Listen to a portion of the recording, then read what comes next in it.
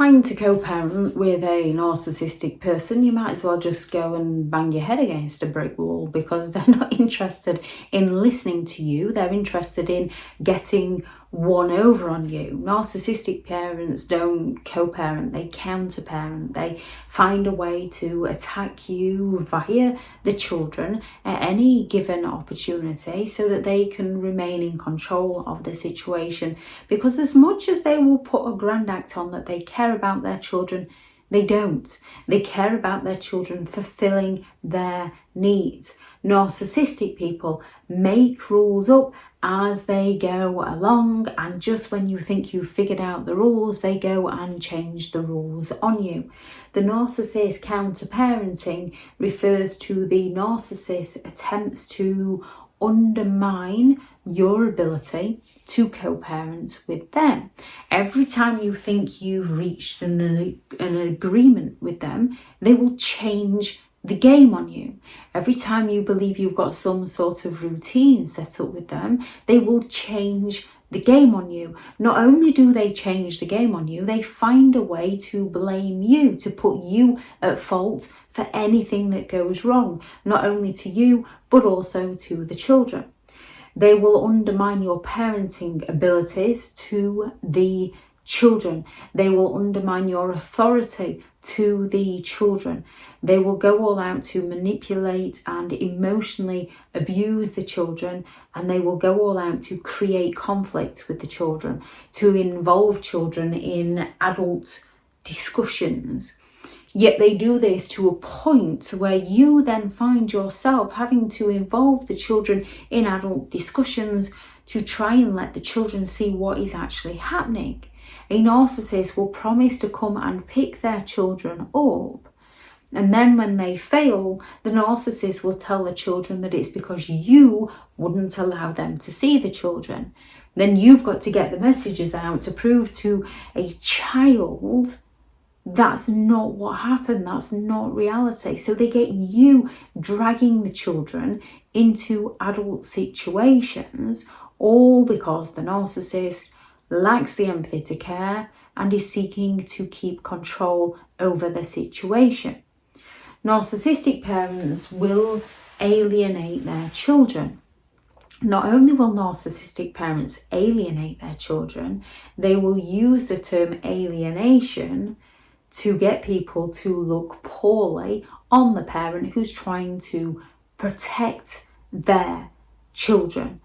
A narcissistic parent will go all out to undermine the other parent at any given opportunity, to make the other parent look bad, to humiliate the parent, to tell the children to keep secrets from the other parents, and not to protect the child from the other parent's narcissistic rage, but because the narcissist enjoys people knowing something that the other parent doesn't know. They will take the children to inappropriate things for the children's age or ability, or things that they know would potentially put the child in danger, such as not using the correct car seats.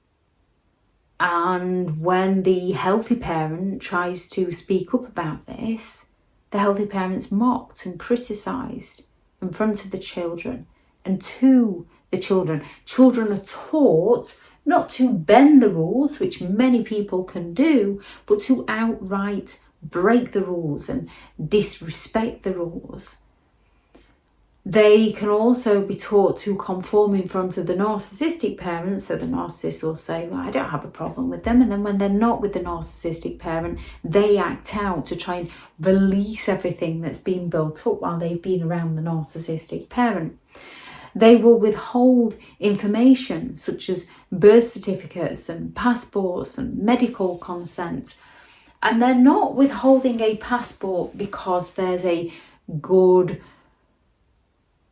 potential that the narcissistic individual will take the passport and take the child to another country. They will withhold the passport simply because they don't want the child going on holiday with the other parent. They will withhold the birth certificate so the other parent has no control. They will withhold medical consent because more often than not, a narcissistic parent needs to perceive their child as perfect. Their child doesn't have any problems. And if they do have any problems, it came from the other parent, not the narcissist, because the narcissist is perfect. They will make it so you have to take them into court just to get permission to take your child on holiday.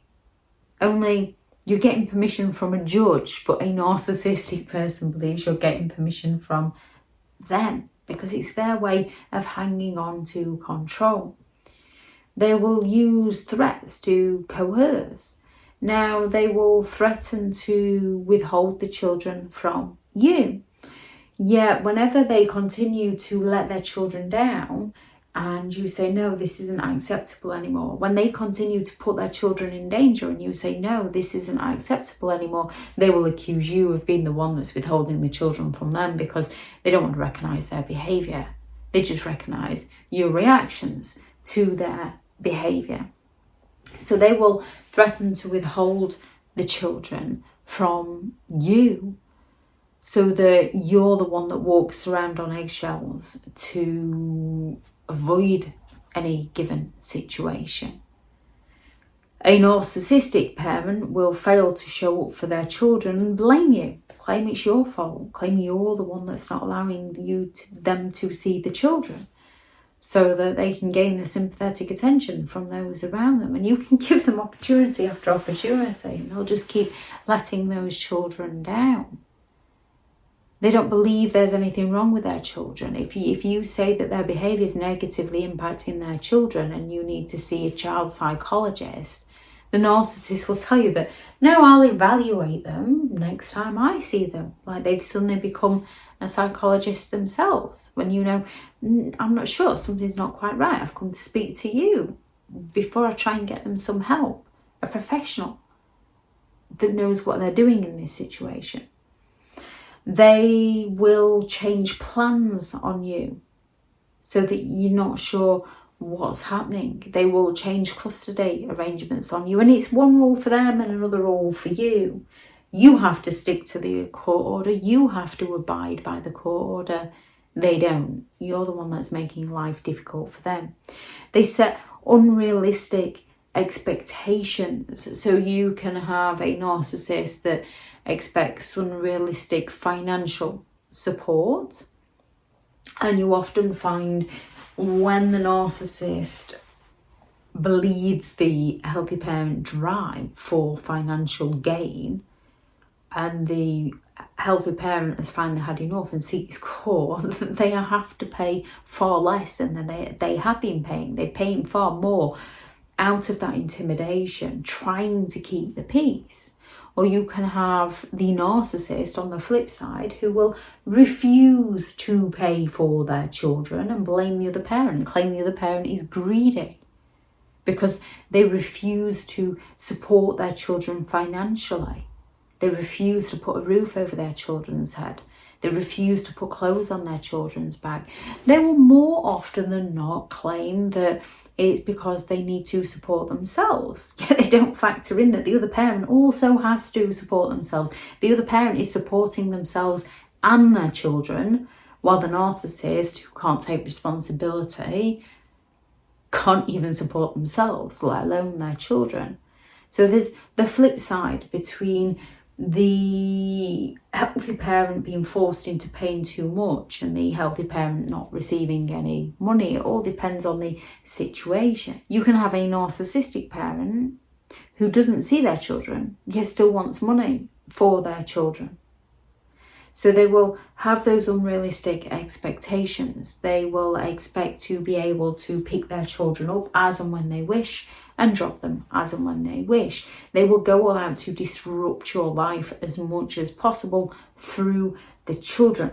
They will undermine your boundaries. They have a complete disregard for boundaries or for personal space. They will undermine your boundaries at each and every opportunity.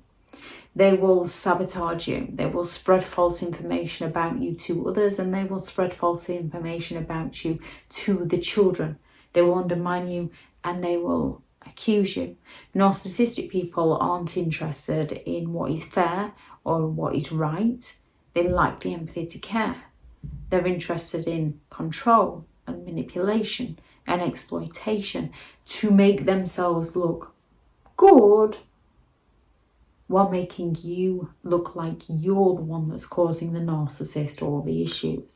Now, when it comes to co-parenting with a narcissist, no single approach can neutralise their behaviour. This is when you need to be going limited contact and grey rock, just communication on a need-to-know basis. Now, you might have to type out a whole essay of what you want to say to them to get it out, and then just respond back to them with a, okay, yes. Need-to-know basis. Don't inform them about your life because they will sabotage your plans. Don't ask them about theirs because they will think you care, and whether you care or not, you need to take that out of the conversation. You need to make it so the narcissist is bored of you, because once they get bored of you, once they can't get what they want from you, they will have already tried getting it through the children. They will eventually get bored and leave you alone. Educate yourself on their patterns of behaviour so it no longer comes as a shock, it no longer comes as a surprise, so that you know, right, I said no to them. Now they're going to try and guilt trip me. Now they're going to try and throw a temper tantrum. And now they're going to tell the children some sort of bad information. Now they're going to withhold financial support. And that's another one with a narcissist. They will give you that financial support and then they will ask for it back through threats and intimidation. Recognising those games and those patterns of behaviour. And then when you no longer accept the financial support, they'll claim that you're the one that's ungrateful and that you're the one that has the problem. Don't engage in the power struggles. That's what they want. Leave them to it. Focus on you. Parallel parent. Focus on you and the children and the things you're doing, and bring yourself into the present moment. And when the children are with the narcissistic individual, as difficult as it is, butt out. Stay out of it. Just like you don't like them interfering with you, they don't like you interfering with them, but they also get a kick then out of knowing what winds you up. So asking them not to do something with the children, they will do it all the more. When they bring the children home later and later and later, don't message constantly. As difficult as it is, are they okay? Is everything all right? They're going to be home soon. The narcissist knows this is winding you up.